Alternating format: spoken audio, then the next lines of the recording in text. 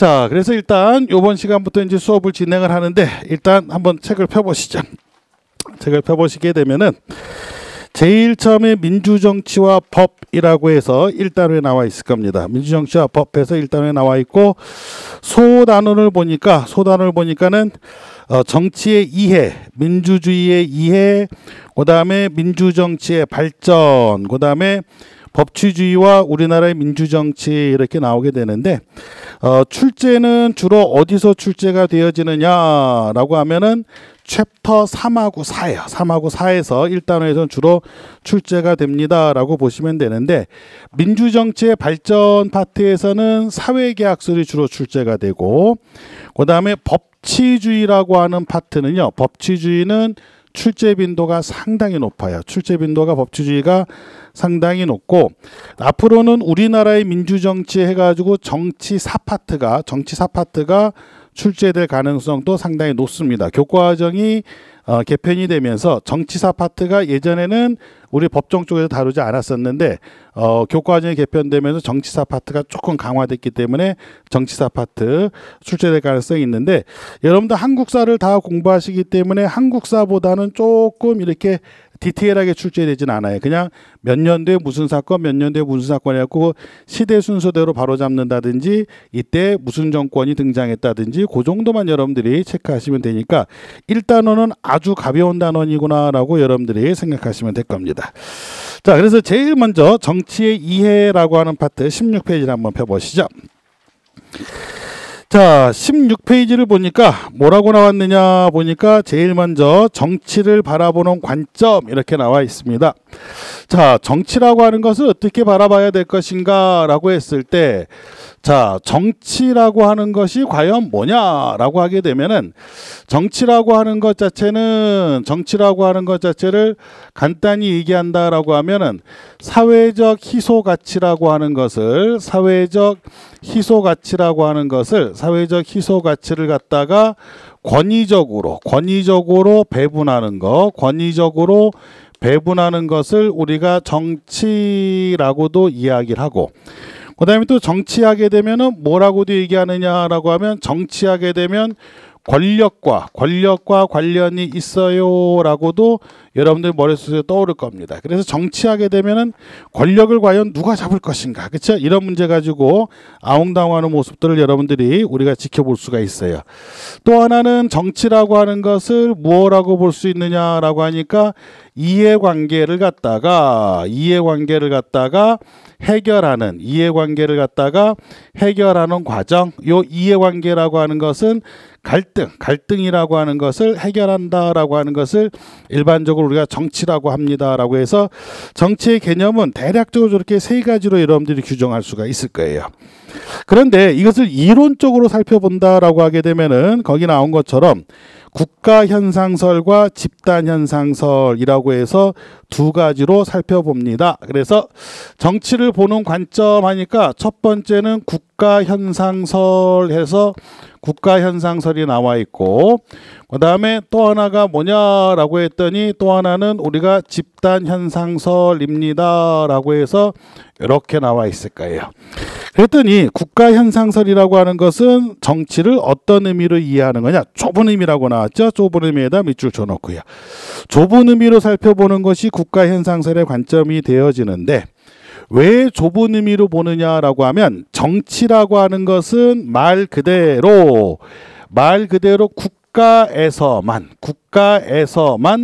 국가에서만 정치가 존재한다라고 해가지고 국가현상설이라는 표현을 쓰는 거예요. 그러니까 거기 뭐라고 나왔느냐라고 하니까 정치는 국가 특유한 현상이다 이렇게 나와 있죠. 거기다 밑줄 치시면 됩니다. 정치라고 하는 것이 국가 특유의 현상이고 국가와 관련된 일, 거기다 밑줄 치시면 돼요. 국가와 관련된 일. 그래서 국가에서만 존재한다라고 하니까 여기에서는 국가와 관련된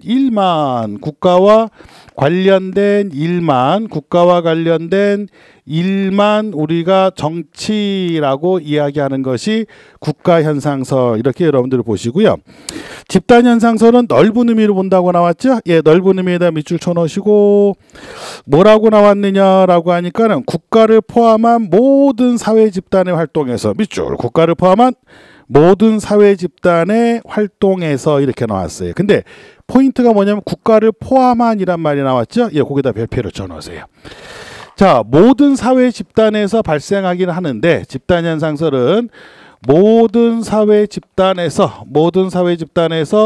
정치라고 하는 것이 발생을 한다. 그런데 방금 제가 별표 친 것처럼 국가를 포함한 이런 말을 썼어요. 국가를 포함한이라고 하는 것에다가 별표를 치시라라고 말씀을 드렸는데, 그러면은 집단현상설은 국가와 관련된 일도 정치로 보는 겁니다.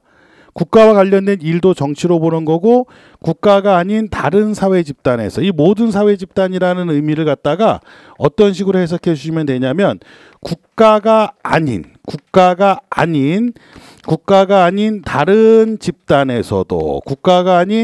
다른 집단에서도, 정치가 있다라고 하는 것이 집단현상설이에요.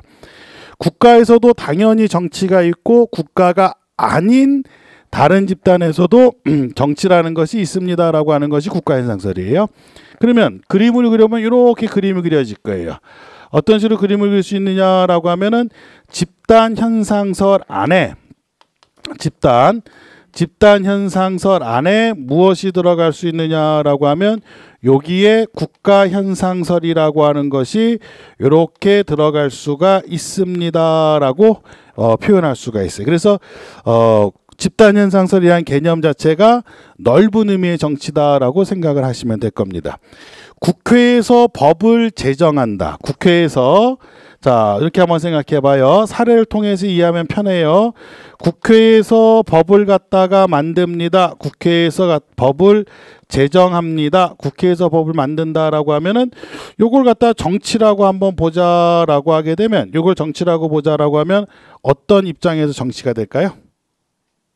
어떤 입장에서 정치가 될 것 같아요? 일단 법을 만드는 거니까 뭐랑 관련된 일이죠? 국가랑 관련된 일이죠. 그러니까 당연히 무슨 현상설? 국가현상설. 그런데 사회 집단, 다른 집단에서도 정치가 존재한다는 집단현상설에서도 국가를 포함한다라고 얘기했죠.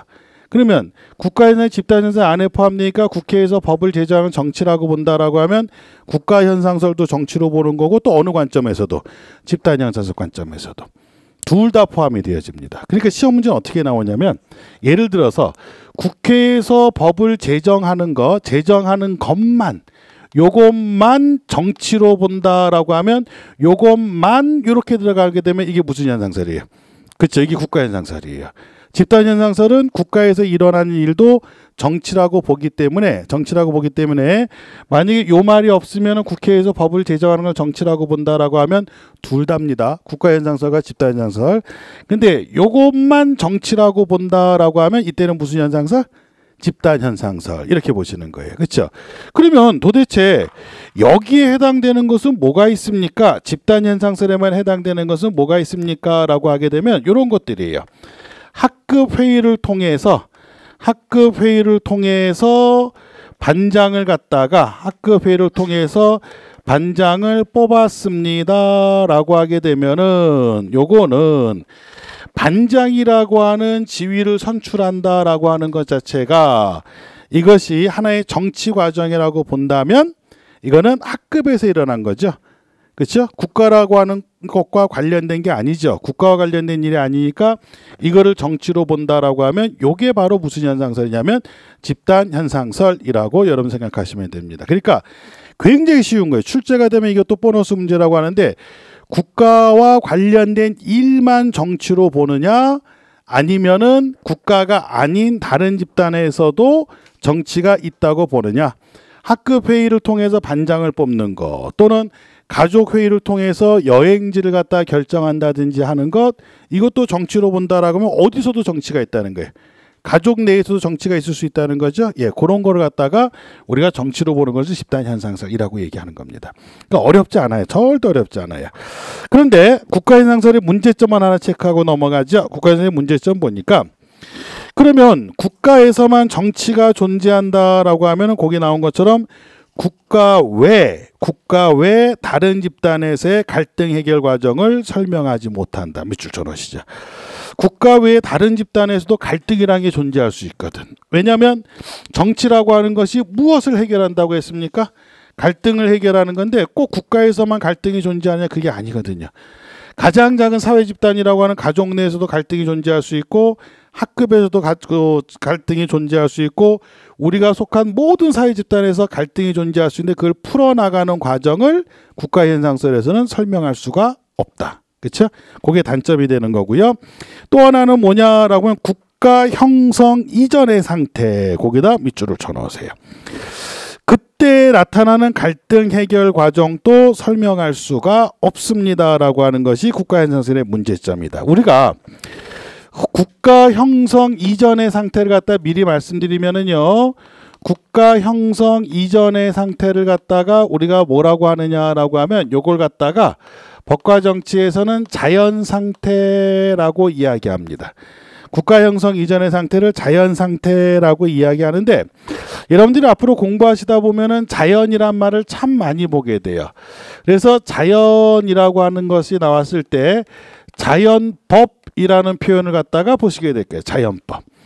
법은 법인데 어디서부터 있었던 법? 자연 상태에 있었던 법. 그러니까 이 자연법은 국가 이전부터 있었던 법 이런 뜻이에요.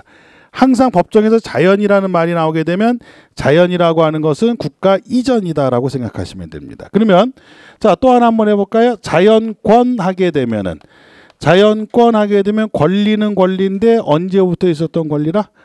국가 이전부터 있었던 권리다. 그렇죠? 그래서 항상 법과 정치에서는 자연 이런 말이 나오게 되면 우리가 국가 형성 이전입니다라고 이렇게 여러분들이 기억을 해주시면 되는데 요 국가 형성 이전에서의 발생했던 갈등이라고 하는 것을 해결하는 과정을 설명할 수가 없다. 국가현상설적 관점에서는. 그렇죠? 아주 간단한 거죠. 왜? 국가에서만 정치가 있다라고 하는 거니까 다른 집단에서 갈등 해결을 하는 과정을 갖다가 설명할 수가 없다. 그렇죠? 예, 그것만 좀 체크하시면 되고요. 집단현상설의 문제점은 뭐가 있느냐라고 하게 되면은 자, 국가라고 하는 것을 갖다가 뒤에 보니까 다른 사회 집단과 동일시 있죠. 국가를 갖다가 다른 사회 집단과 동일시해 버린다. 그래서 밑에 보니까 국가만의 독점적 물리력을 무시. 거기다 밑줄 쳐놓으시면 됩니다. 국가만의 독점적 물리력이라고 하는 공권력이에요. 공권력. 국가라고 하는 것 자체를 다른 사회 집단과 동일시하기 때문에 공권력을 때로는 무시하는 이런 문제점이 나타납니다. 라고 하는 거 그냥 그 정도만 여러분들이 체크하시면 될 겁니다. 자, 내려갑니다. 정치의 성격과 기능, 뭐 양면성과 권력성이 있다. 필요 없습니다. 자, 그 다음에 뭐 정치의 다의적 기능에서 거기 보니까는 사회 질서를 유지한다. 그 옆 페이지 보십시오. 자, 사회 발전을 도모한다. 다 우리가 상식적으로 알고 있는 거예요. 그런데 정치의 기능의 변화에서 하나만 좀 체크하시는데 최근에 보니까는 정치의 규범적 기능이라는 표현이 있어요. 예, 거기다 밑줄을 쳐놓으시죠. 자, 규범적 기능이라고 하는 것이 뭐냐? 최근 사회에서는 최근에는 정치라고 하는 것 자체가 정치의 기능 중에서 규범적 기능이라고 하는 것을 중시하더라. 그러면 규범적 기능이라고 하는 것은 여러분들이 뭐로만 체크하시면 되느냐라고 하면 딴 거 없습니다. 삶의 질을 갖다가 개선시키자. 삶의 질을 갖다가 개선시키자라고 하게 되면은 요게 바로 규범적 기능이에요. 그러니까 삶의 질을 개선시킨다라고 하는 것 자체는 요게 더 쉽게 설명드린다라고 하면 이게 사실은 사회적 약자를 배려하는 쪽으로 정치가 이루어져야 됩니다라고 하는 것이 규범적 기능이다라고 생각하시면 돼요. 여러분들 우리가 일주일에 몇 시간 근무할 수 있죠? 최장 52시간. 그쵸? 이거 시험에 나옵니다. 일주일에 52시간을 갖다가 근무할 수 있다. 최장 52시간 근무할 수 있어요. 하루에는 몇 시간 근무할까요? 하루에는 8시간 근무합니다. 하루에는 8시간 근무하고 연장 근무는 하루에 연장 근무는 몇 시간 할 수 있습니까? 라고 했을 때 근로기준법에서 하루에 몇 시간 근무할 수 있을 것 같아요? 연장 근무. 성인이라고 한다면 배웠잖아. 몇 시간 할 것 같아요? 기억이 안 나? 자, 연장 근무를 하는데 제한이 없어요. 제한이 없으면은 제한이 없다. 하루에 연장 근무를 하는데 제한이 없다라고 하는 것은 이 말은 무슨 말 숙직을 할 수 있다는 거예요. 밤샘 근무를 할 수 있다는 겁니다. 그러나 연장 근무를 하는데 일주에 최장 몇 시간을 근무해야 되느냐라고 하면 자, 1일 8시간 근무한다고 했으니까 우리가 일주일에 며칠 근무죠? 5일 근무. 그럼 몇 시간? 40시간이다. 그러면 연장 근무가 최장 몇 시간 할 수 있다는 거예요? 12시간. 그렇죠? 12시간을 갖다가 근무를 할 수가 있다. 일주일에 12시간을 초과하면 안 된다는 겁니다. 무조건 일주일에 최장 근무 시간은 52시간까지 해라. 그럼 이전에는 이런 것이 지켜지지 않았느냐? 예전에는 최장 68시간까지 근무할 수 있었어요. 최장 68시간이라고 하는 것은 뭘 포함해서냐면 휴일 이틀 근무. 토요일, 일요일에 8시간씩 근무하면 몇 시간이 되는 겁니까? 12시간에다가 52시간에다가 16시간을 더하니까 68시간. 근데 이제는 휴일 포함 근무를 다 해서 최장 몇 시간? 52시간이에요. 무조건 52시간까지만 근무할 수 있다라고 해서 요거를 바꿔놓은 겁니다. 그래서 요즘에 핫한 키워드가 바로 뭡니까? 워라벨. 그렇죠? 워라벨이죠. 벨이 요거 아마 어이가 아니라 아일 겁니다. 워라벨. 그래서 워킹과 라이프의 밸런스, 일과 삶의 밸런스를 유지하라라고 해서 이렇게 바꿔놓은 거죠. 그러면은 이 워라벨을 갖다가 지킬 수 있다라고 하는 것은 결국에 무엇을 개선할 수 있도록 만드는 거다? 삶의 질. 그렇죠? 저녁에 있는 삶을 갖다가 가져라. 그렇죠? 일에 너무 몰두하지 마라.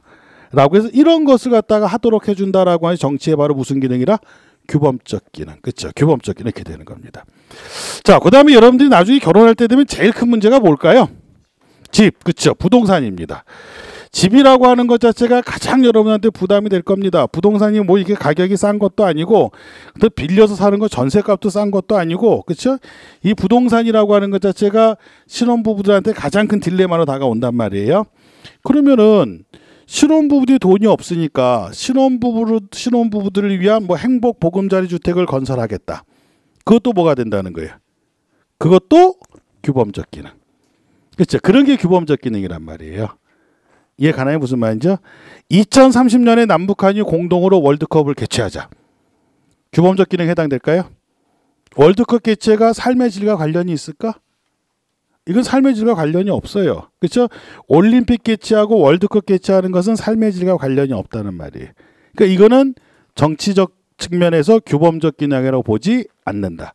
그러니까 규범적 기능은 삶의 질을 개선시키면서 이것을 확실하게 빨리 체크하려면 사회적 약자 배려하는 거, 돈 없는 사람 좀 배려하는 거. 그래서 복지 쪽에 좀 신경을 쓰는 거. 그거 갖다가 우리가 정치의 기능에서 규범적 기능이라고 이야기합니다라고 그렇게 여러분들이 정리하시면 될 겁니다. 됐어요. 자, 3번에 데이빗 이스턴의 정치 체계론이 나왔죠. 정치 체계론에서 데이빗 이스턴의 정치 체계론에서 나오는데 요것도 아주 쉬워요. 정치 체계론 하게 되면은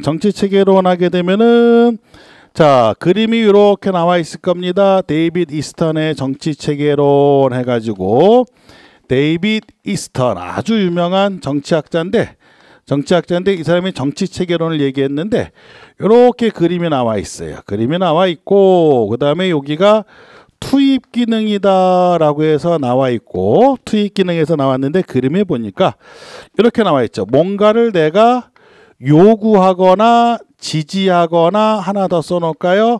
반대 의사 표시. 내 의사를 갖다가 표시하는 것을 투입 과정이라고 얘기합니다. 내가 무엇인가를 요구하거나 지지하거나 반대하는 하나의 의사 표시를 하는 것을 투입 과정이라고 이야기합니다. 투입 과정. 그러면 내 의견이 들어가면은 어디에 들어가느냐라고 하니까 여기에 정책결정기구다라고 나와 있어요. 정책결정기구라고 해서 이렇게 나와 있어요. 정책결정기구. 그러면 정책결정기구는 무엇을 얘기하느냐라고 하면 정책결정기구는 모든 국가기관을 갖다가 정책결정기구라고 합니다. 이렇게 보시면 돼요. 그러니까 입법부, 행정부, 사법부 다 정책결정기구예요. 그러니까 모든 국가기관은 다 정책결정기구입니다. 심지어 무엇도 정책결정기구냐면 법원조차도. 선생님, 법원이 무슨 정책결정기구입니까? 헌법재판소조차도 법원과 헌재 이런 것도 다 정책결정기구예요. 그럼 헌재랑 법원은 뭘 가지고 정책을 결정하느냐라고 하면 판결이, 이 사람들이 내리는 판결이 곧 정책 결정이 되어지는 겁니다. 특히 헌법재판소가 내리는 판결은 아주 세죠. 헌법재판소가 내린 판결은 누구를 대상으로 하는 거냐면 전 국민을 대상으로 하는 거기 때문에, 굉장히 센 겁니다. 굉장히 센 거예요. 예를 들어서 외국에 사는 재외 국민에게 투표권이 있을까요? 없을까요? 있어요. 예, 재외국민, 외국에 사는 재외국민에도 투표권이 있습니다. 예전에는 투표권을 주질 않았어요. 투표권을 주질 않았었는데 이거 너무 내 기본권을 과도하게 침해하는 거 아니냐. 나도 비록 외국에 살지만은 나도 뭐라는 거야. 대한민국에 국민인데 왜 나한테 투표권 주지 않느냐 라고 했을 때 투표권 달라 라고 했더니 헌법재판소가 맞다. 국민의 기본권인 참정권을 침해하는 것이니 재외국민에게도 투표권을 부여해라. 그래서 이제는 선거 때 재외국민에게 투표권을 줍니다. 그래서 외국에 있어도 투표를 할 수 있어요. 그러면 헌법재판소의 판결로 정책이 결정된 거죠. 바뀐 거죠. 그렇죠? 또 하나 물어볼까요? 집행유예, 범죄를 저지르고 감옥은 가지 않았지만 집행유예 중인 자에게 투표권이 있어요? 없어요? 있죠. 집행유예 중인 자에게도 투표권이 있어요. 옛날에는 집행유예 중인 자에게는 투표권을 주지 않았습니다. 그런데 이것도 아니 내가 죄를 지은 건 인정하겠다. 근데 내가 감옥에 있는 것도 아니고 다른 사람들과 똑같이 바깥에서 생활을 내가 하는데 나에게 투표권을 주지 않는 이유가 도대체 뭐냐? 기본권을 제한하는 근거를 한번 대봐라. 이거는 과잉금지가 아니냐? 라고 집행유예 중인 자들이 주장을 한 겁니다. 그래도 헌재에서 맞다. 줘라. 똑같이 생활하고 그렇죠? 하는데 그걸 주지 않는 것은 참정권 침해다라고 해서 줘라. 또 헌재에 뭘로 결정된 거예요? 판결. 제가 이 말씀을 왜 계속 드리냐면은 법원과 헌법재판소가 정책결정기구가 아니다라고 생각하시는 분들이 계셔서 그래요. 시험 문제에 법원, 헌재가 나오게 되면 헷갈릴 수가 있거든. 자, 이들은 뭐 가지고 한다고요? 정책결정을 판결로 하는 겁니다. 자, 왜 이거를 여러분들이 놓치게 되느냐라고 하면 정책결정기구 하면 이퀄 행정부입니다. 이렇게 생각하는 경우가 많아서 그래요. 정책결정기구 행정부만 해당된다고 보면 안 돼요. 그러나 행정부의 권한이, 행정부의 역할이 커지고 있는 거는 맞아요. 왜 행정부의 역할이 커지고 있느냐라면 현대는 복지국가다 보니까 행정부의 역할이 커질 수밖에 없는데 정책결정기구를 갖다 행정부만 해당된다라고 하면 틀리는 겁니다. 뭐가 정책결정기구라고요? 모든 국가예요. 모든 국가가 정책결정기구입니다라고 생각하시면 돼요. 그리고 여기에 산출이라고 나와요. 산출이라고 나오는데 산출은 다른 게 아니라 정책을 결정을 했다라는 뜻입니다. 그냥 정책 결정했군요 라고 해서 이렇게 나와요. 패싱. 그 다음에 내려옵니다. 내려오게 되면 정책을 결정했으면 이 정책을 어떻게 해야 될까요? 그렇죠. 실행해야 돼. 집행해야 되겠지. 집행했어. 그럼 집행하게 되면 여기에 보니까 우리가 정치의 주체라고 나왔는데 요 정치의 주체라고 하는 것은 사실은 국민을 얘기하는 겁니다. 사실은 정치의 주체하면 국민이 되는 거예요. 왜? 정책을 결정해서 정책을 집행한다라고 하면 그 대상이 누가 되는 겁니까? 우리 국민이 되는 거죠. 그러니까 여기서 주체는 국민이에요. 정책 결정 집행할 때 국민에게 영향을 주게 되고 이 국민이 여기서 뭘 하는 거냐면 정책을 평가한다는 겁니다. 정책을 평가해서 다시 어느 과정으로 보내느냐라고 하면 투입 과정으로 보내게 된다. 그 정책 좋았어요. 지지. 나는 그 정책 반대합니다. 라고 하면은 반대. 그렇죠? 에이 거기다 조금만 더 좀 써주지. 조금만 더 해주지. 그러면 뭐 요구. 그렇죠? 그럼 다시 정책결정기구로 들어가서 그걸 반영해서 또 결정하면 또 국민이 뭐 한다는 거예요. 그렇죠? 또 평가해서 또 투입 과정을 보낸다. 한 번에 그치지 않고 계속 돌고 돈다라고 해서 평가와 투입이라고 하는 것을 두 글자로 한자로 표시하니까 거기 뭐라 하면 환류라고 나와있죠. 그렇죠? 류자는 흐를 류자고 이 한자는 돈다는 뜻이에요. 그러니까 계속 흘러가서 돌고 돕니다라고 얘기한 것이 바로 데이비드 이스턴의 정치체제 모형입니다. 한 번에 끝나지 않고 계속 이루어집니다. 이렇게 얘기가 되는 거죠. 그럼 여러분들 시험에서 어떻게 나오느냐? 딴 거 아닙니다. 이렇게 나옵니다. 이렇게 해가지고 시험에서는 기억, 니은 뭐 이런 식으로 해갖고 기억에 해당하는 거, 니은에 해당하는 거 이렇게 출제하기도 하고 아니면 요것도 이렇게 없애요. 요것도 이렇게 없애갖고 기억, 니은, 디귿 해가지고 기억, 니은, 디귿에 해당하는 설명으로 옳은 것, 옳지 않은 것을 찾아라 라고 해서 이런 식으로 출제가 되어져요. 최저임금을 10,000원까지 좀 해줬으면 좋겠어요 라고 하면 여기서 기억, 니은, 디귿 중에서 어딜까요? 기억이죠. 그렇죠? 굉장히 쉬운 거예요. 그러니까 10,000원짜리 했으면 좋겠어요 라고 하는 것이 요구잖아요. 그렇죠? 야, 요번에 대입 개선안이라든지 공무원 채용 개선안이라든지 너무 좋아요 라고 하면 이것도 어디예요? 기억이죠. 내년부터는 서울시 시험하고 지방직 시험을 같이 치를 예정입니다. 동시에 치를 예정입니다. 라고 하면 이건 뭐가 되는 거예요? 디귿. 그렇죠? 결정된 거니까. 그게 디귿이라는 거예요. 그렇죠? 이해갑니까? 무슨 말인지요? 자, 의회에서 법률 개정안을 제출했다. 의회에서 법률 개정안을 제출했다. 그러면 기억, 니은, 디귿 중에서 의회에서니까 니은. 그렇죠? 왜? 의회라고 하는 것은 뭐니까? 국가기관. 그렇죠? 의회에서 우리가 의회에서 법률 개정안을 제출했다라고 하는 것은 국가기관이니까 니은이 돼요. 자, 그러면 땡땡당이 A당이 법률 개정안을 제출했다.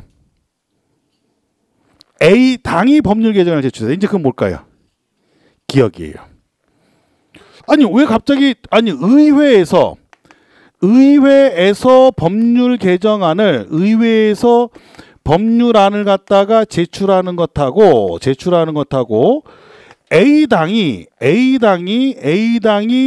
법률안을 갖다가 A당이 법률안을 제출하는 것하고 이게 왜 서로 다릅니까? 라고 하면은 의회라고 하는 것은 우리나라 헌법기관입니다. 그렇죠? 국가기관이에요. 정당이라고 하는 것은 국가기관일까요? 아닐까요? 국가기관이 아니에요. 정당은 절대로 국가기관이라고 이야기하면은 안 됩니다. 정당이 국가기관이면 우리 여기서 공부할 필요 없죠. 뭐 할까요, 우리? 정당 가입하면 되죠. 정당 가입하면 우리 뭐 되는 거예요? 공무원 되는 거죠. 그렇죠? 정당이 국가기관이면 저도 강의 안 하고 싶어요. 나도 이 가입해서 공무원 되고 싶어. 근데 국가기관이 아니란 말이에요. 그리고 정당은 누구나 만들 수 있어요. 그러니까 안철수도 만들었죠. 안철수가 만들었습니까? 예전에 허경영 씨도. 그렇죠? 허경영 씨도 정당을 만들었잖아요. 그러니까 누구나 정치적 의견을 같이 하는 사람들이 모여서 만드는 것이 정당입니다. 정당이 영어로 뭐라고요? 파티. 예, 그냥 모임이에요, 모임. 파티. 파티가 영어로 정당입니다. 뭐 political party 이런 말 쓸 필요 없어요. 파티 하게 되면 이게 정당이라는 뜻이에요. 그러니까 모임, 집단 이런 뜻입니다. 다만 정치적 견해를 같이 하는 사람들의 모임, 집단. 그러니까 이거는 국가기관이 아니니까 여기에 들어가요. 그럼 여기에 들어가는 가장 대표적인 투입에 들어가는 기관이 바로 정당이 있고 정당이 있고 투입기관에서 아주 중요한 역할을 하는 것이 정당이 있고, 공익을 위해서 모였어. 공익을 위해서 모이면 그걸 뭐라고 하죠? 공익을 위해서 시민들이 모였으면은 시민단체. 그렇죠? 자, 공익을 위해서 모였으면은 그게 시민단체라고 얘기하고, 자신들의 특수한 이익을 위해서 모였어요. 예를 들어서 변호사들끼리 모였어. 의사끼리 모였어. 그렇죠? 택시 운전하시는 분들끼리 모였어요. 그래서 그 사람들끼리 뭔가를 모임을 만들었어. 그러다 우리가 뭐라고 얘기하는 거냐면 이익집단. 그렇죠? 이익집단이라고 얘기합니다. 시민단체는 공익을 위해서 모였고요. 이익집단은 자신들의 특수한 이익을 위해서 모였는데, 정당, 시민단체, 이익집단이라는 요 세 단체가 투입 기능에서 굉장히 중요한 역할을 하는 거고, 오늘날 투입 기능에서 영향력이 상당히 센 기관이다라고 생각을 하시면 됩니다. 근데 정당, 시민단체, 이익집단 다 국가기관일까요? 아닐까요? 다 아니라고 했죠? 그러면 책 밑에 보시면은 정책결정기구 했을 때 공식적이다라고 하는 것이 있고 비공식적이다라고 하는 것이 있는데, 공식적이라고 하는 것은 뒤에 정부기관만 밑주시면 됩니다. 공식적으로 참여해서 정책을 결정한다라고 하면, 공식적이라고 하는 것은 정부기관 이렇게 보시고 하나만 더 적어놓은 공무원. 공무원은 다 공식적인 기관이에요. 공식적인 결정이, 공식적 참여자라고 얘기하고, 그러면 선생님 비공식적이라고 하는 것은 뭡니까? 라고 얘기하면, 비공식적은 간단히 얘기하면 정부기관이 아니고 공무원이 아니면은 다 비공식적입니다. 정부기관이 아니고 공무원이 아니다라고 하면 다 비공식적인 참여자, 비공식적인 결정기구라고 이야기를 합니다. 우리나라가 시민들의 정치 참여도가 상당히 높아졌습니다. 시민들의 정치 참여도가 굉장히 높아진 이유가 바로 촛불 집회가 효과를 발휘했었기 때문에. 그럼 촛불 집회에 사람들이 모여서 정책을 바꾸게 했다? 그러면 공식적 참여자, 비공식적 참여자. 비공식적 참여자죠. 그렇죠? 왜냐하면 촛불 집회에 모인 시민들은 공무원이 아닌 사람들이 대다수가 되는 거니까. 그렇죠? 그러니까 그런 집회를 통해서 어떤 정책을 바꾸게 했다라고 하면 그것을 우리가 비공식적 참여자라고 이야기한다. 이렇게만 생각해 주시면 됩니다. 됐어요. 넘깁니다. 그래서 1장은 그 정도로 간단히 보시면 되고요. 자, 그래서 그 정도 보시면 되고, 뒤로 넘겨서 이제 민주주의의 이해라고 해서 민주주의라고 하는 것이 뭔가라는 것을 한번 보도록 하죠.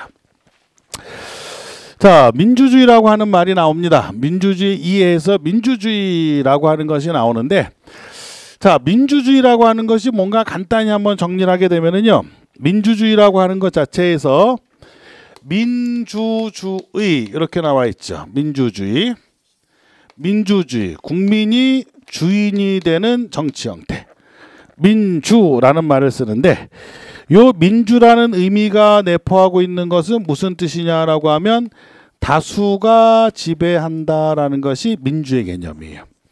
다수가 지배하는 것을 우리가 민주주의라고 이야기합니다.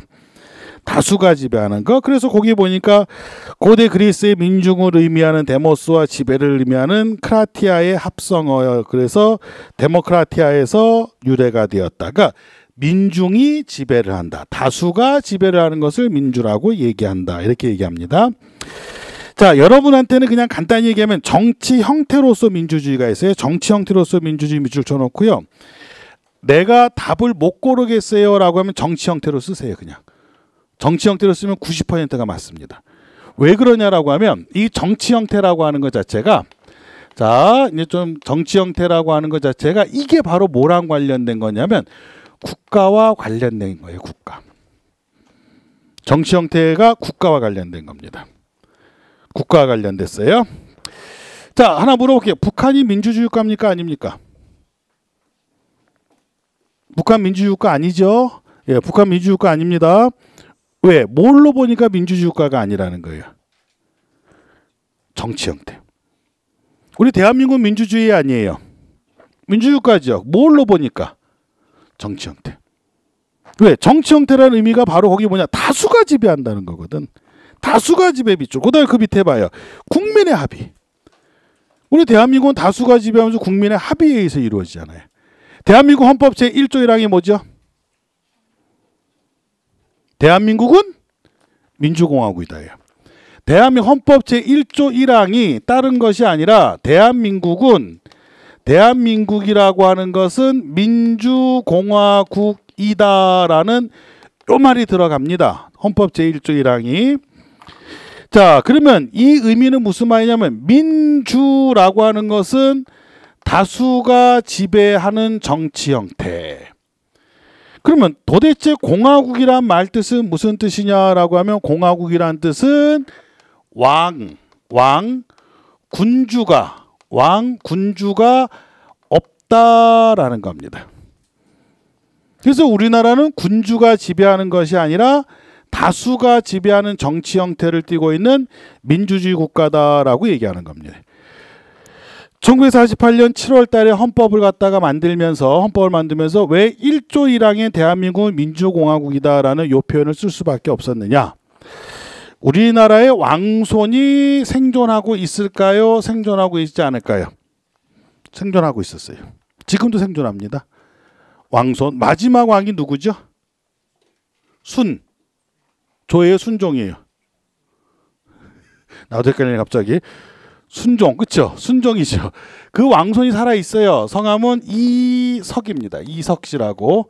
여러분 인터넷 검색하면 이석 씨가 생전에 있을 게 뭐 갑자기 돌아가시지 않았다면 생전 작년까지도 제가 그 목소리까지도 듣고 텔레비전에 나온 것도 봤으니까 CF에도 나온 적이 있어요. 모 카드사 그 카드에서 세종대왕 역할로 전화하면서 뭐 카드 갖다 바칠 때 거기 세종대왕이 수고했다라고 할 때 거기에 자막에 깜짝 놀랐습니다. 세종대왕의 역할은 마지막 왕손이신 이석 씨께서 직접 출연해 주셨습니다라고 해서 자막이 이렇게 흘러가는 거 봤었어요. 예, 살아 있습니다. 그리고 지난번에 시선 집중에도 한번 인터뷰를 했었어요. 박근혜 대통령 탄핵 국면일 때 한번 이 사람한테 그리고 덕혜옹주라고 하는 영화를 개봉할 때 있었죠. 그때 이 양반을 갖다 연결해서 인터뷰를 한 적이 있습니다. 그래갖고 덕혜옹주랑 뭐 그때 추억이 있는 애 때 뭐 이런 저런 추억이 있었고 뭐 하고 막 얘기를 합니다. 얘기를 하고 그러면 마지막으로 한번 그러면 국가연화든지 뭐 이렇게 하실 말씀이 없습니까? 라고 하니까는 이 양반이 갑자기 목소리를 높이면서 나라가 바로 서야 돼요. 하면서 헌법을 바꿔야 됩니다. 나라에 어른이 없어지면 이 모양 이 꼴이에요. 라고 하면서 군주제로 가야 돼요. 그런데 갑자기 시선 집중 그 앵커가 당황해갖고 네 또 소리가 났던 기억이 있습니다. 출근하다 그 얘기를 들었었어요. 군주제로 가야 된다. 군주제로 가면 누가 군주하는 거예요? 자기죠, 마지막 왕손. 근데 군주제로 간다 해도 그냥 끊길 거예요. 그 사람 때에서. 왜? 나이가 70이 넘었거든요. 근데 결혼 안 했거든요. 그러니까 끊기는 겁니다. 그냥 뭐 어디서 찾아가지고 또 할 수는 있겠죠, 그렇죠? 그러나 우리가 민주공화국이라는 걸 집어넣은 이유는 바로 이런 왕손이 생전에 있었기 때문에 군주제를 갖다 허락하지 않겠다는 뜻에서 대한민국 헌법 제1조 1항의 정치 형태로서 대한민국은 민주공화국이라고 박아놓은 겁니다. 1번은 공화정이라는 말을 쓸 수 있나요, 없나요? 없죠. 영국은 쓸 수 있나요, 없나요? 없죠. 공화정이라는 말을 쓸 수 없죠. 왜 공화정이라는 말을 쓸 수 없을까요? 군주가 있죠.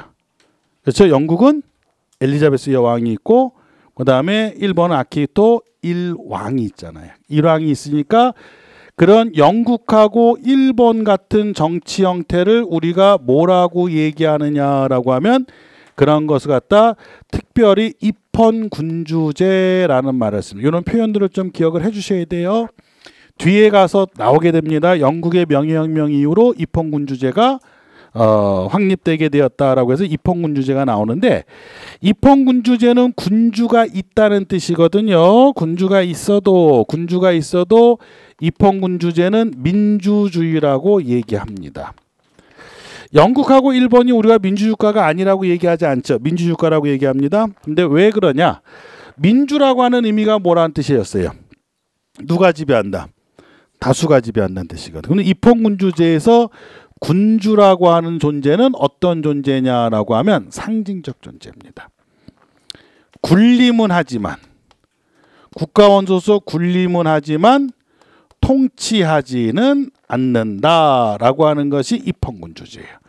그러니까 엘리자베스 여왕이라든지 일본의 일왕이라든지 이 사람은 통치하는 존재가 아니라 상징적 존재입니다. 상징적 존재. 그렇죠? 그래서 여기도 민주주의라고 얘기해요. 자, 그럼 북한 한번 볼까요? 북한 아까 여러분들이 민주주의가 아니라고 얘기했습니다. 그렇죠? 그러나 국가 명칭은 세계에서 가장 완벽한 국가 명칭을 갖고 있다. 조선 민주주의 인민공화국이다라고 하는 가장 완벽한 국가명이다. 왜 그러냐? 조선 하게 되면 역사적 정통성을 주장하는 겁니다. 당군왕검이 무슨 조선이죠? 그렇죠? 고조선. 그러면 현대조선.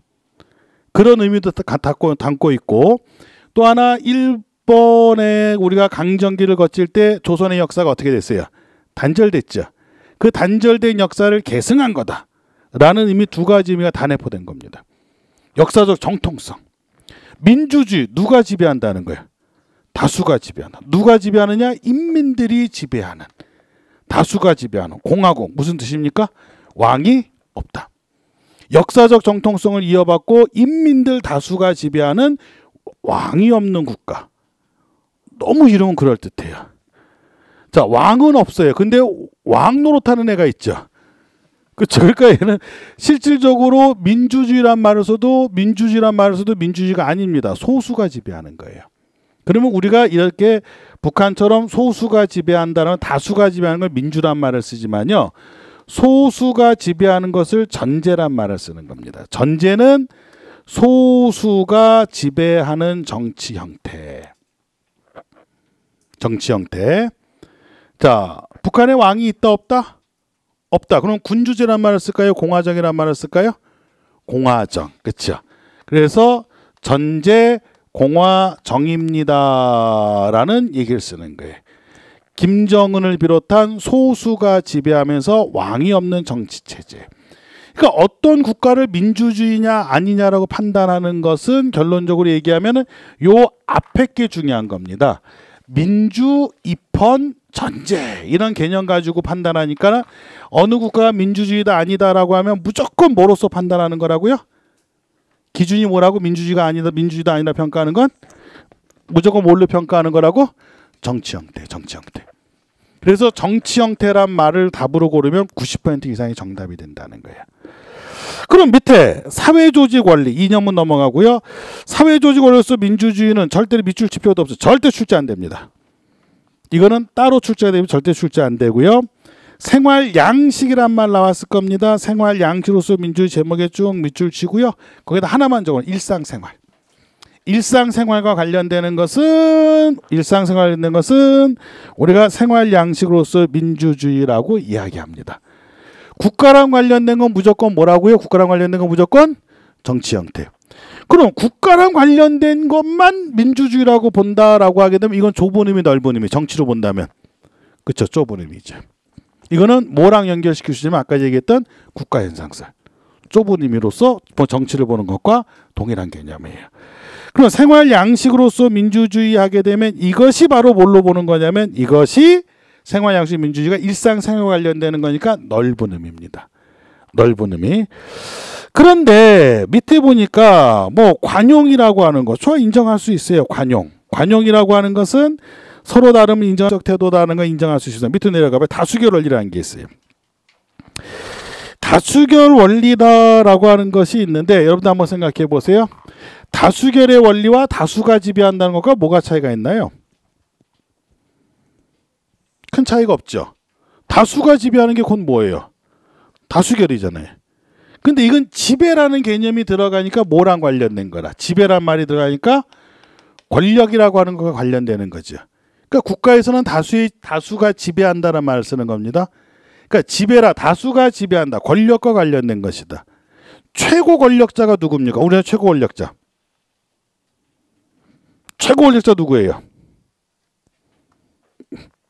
문재인 대통령이요? 국민입니다. 최고 권력자 국민이에요. 그래서 국민주권이란 말을 하는 겁니다. 죄송스러운 말씀이지만 문재인 대통령은 우리가 뽑아놓은 일꾼이에요. 계약한 겁니다. 몇 년간 계약? 5년간. 5년간 계약을 했으니까 계약이 끝나고 나면은 다시 어디로 돌아가야 돼요? 일상적인 시민으로 돌아가고 우리는 또 새로운 계약을 또 할 거예요. 국회의원들도 그 권력이 영원한 거 아닙니다. 국회의원들도 계약한 거예요. 우리랑 몇 년 계약? 4년 계약. 그러면 얼마 안 있으면 계약을 연장할 것인가? 너는 안 되겠어. 계약을 파기할 것인가? 우리 국민들이 결정하는 겁니다. 최고 권력자는 국민이에요. 그러니까 다수가 지배하는 게 권력과 관련되는 건 이건 국가랑 관련되는 거지만 다수결이라고 하는 것은 어디서나 할 수 있는 거예요. 일상적인 생활이에요.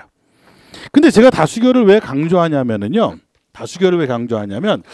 최근에 여러분들 중시되는 민주주의가 무슨 민주주의냐라고 하면 숙의, 심의 민주주의다라고 하는 요 개념을 여러분들이 체크를 좀 하셔야 됩니다. 사회복지적 문제에서 딱 한 번 출제된 적이 있었거든요.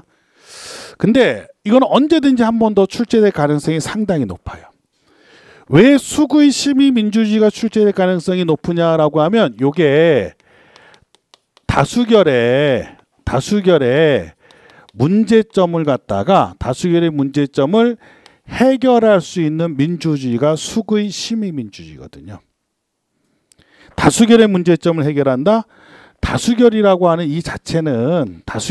것 자체는 잘못하면은 소수의 권익이 너무 침해될 수가 있고 소수의 의견이 너무 묻혀버릴 수가 있어요.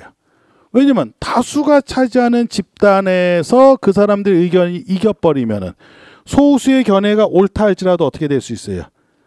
그렇죠? 묻히고 폐기 처분될 수 있죠. 설득할 수 있는 힘을 한번 줘보자. 같이 토론하고 힘을 한번 줘보자. 그게 수구의 민주주의입니다. 의논을 심도 있게, 쉽게 말하면 수구의 시민민주주의라고 하는 것은 한번 끝장 토론을 한번 해보자. 끝장 토론을 하지도 않고 토론도 안 해보고 무조건 다수결로 결정하자는 것은 이것은 잘못된 거 아니냐. 그렇다고 해서 수구의 시민민주주의라고 하는 것 자체가 수구의 시민민주주의가 다수결을 무시한다라고 얘기하면 안 됩니다. 끝장 토론에서 합의를 이끌어내도록 하되 합의에 실패하면 그때는 할 수 없이 최종적인 수단으로 다수결이라는 것을 사용할 수 있어요라고 하는 것이 심의 수구의 민주주의입니다. 현 정부가 들어서자마자 제일 먼저 했던 게 원자력 발전소로 공사를 계속할 것인가 중단할 것인가. 예전에는 뭐 공청회 한두 번 거치고 소수의 전문가들이 모여가지고 뭐 해도 돼요 하지 말아요 이렇게 했었잖아요. 그러나 원전에 있어서 뭐 그것이 잘못됐을 경우에 피해를 입는 것은 다수의 국민들이에요. 그러니까 한번 시민 참여해봐라. 그래서 시민 토론단 모으고 전문가 모아서 전문가들은 시민들을 설득을 시켜라. 원전 찬성론하고 반대파에서 서로 시민들을 설득시켜라. 시민들은 궁금한 거 있으면 물어봐라. 물어봐가지고 얘네들이 요구하는 대답을 갖다가 얻어내라. 그리고 합의점을 찾아봐라. 그거 했던 거 아니에요. 근데 100% 합의점을 찾지 못하니까 이거 한 다음에 뭐 한 거고 최종적으로 다수결했죠. 근데 그때 뭐라고 했냐면 유의미한 차이가 나지 않으면은 결론을 내지 않겠다. 근데 끝장 토론에서 다수결에도 유의미한 차이가 났거든요. 55대 45, 뭐 53대 47 이게 아니라 찬성론 쪽이 60%가 넘겨버렸으니까 2배 정도의 차이가 났으니까 이건 유의미한 다수결의 결과다라고 해서 원전 공사를 재개하자 이렇게 나온 거예요. 그게 바로 수구의 민주주의, 시민 끝장 토론해보고 이거 하자. 왜? 처음부터 이거 하게 되면은 중우정치 또는 다수의 횡포가 나타나는 것을 한번 막아보자는 겁니다. 근데 이번에 또 하고 있어요. 여러분들하고는 상관이 없지만 대입제도 개선안을 놓고 수의 과정에 들어갔습니다. 그래서 올 8월달에 대입제도 개선을 발표했는데 거기 지금 대입제도 갖다 결정하는 공론화장의 위원장이 김영란 전 대법관이에요. 많이 들어보지 않았나요, 김영란 씨? 김영란법 만든 분. 그분이 또 이 수기 과정을 지금 하고 있습니다. 저한테는 굉장히 민감해요. 왜냐하면 저는 수능 쪽도 수업을 하기 때문에 이것이 대입제도가 어떻게 개선이 되어지느냐에 따라서 많이 민감합니다. 그래서 이 과정이 어떻게 될지 괜히 예의주시하고 있는데 시민들한테 전화를 한 2만 통 정도 전화를 걸어서 의견을 갖다가 수렴을 했고 한 500여 명을 조금 넘는 사람들 갖다가 토론단에 참여시켜 가지고 수기를 과정을 거쳐서 국민들이 원하는 방향으로 대입 제도를 갖다가 결정하겠다. 예전에는 볼 수 없었던 겁니다. 그래서 수구민주, 시민민주지. 그래서 다수결의 문제를 해결하기 위한 겁니다. 그래서 수구민주, 시민민주를 꼭 기억하세요. 한 번 출제가 됐기 때문에 또 출제될 가능성은 얼마든지 있다라고 하는 것을 기억을 해놓으시면 될 겁니다. 관용이라고 했을 때 똘레랑스라고 굵은 글씨로 나왔죠.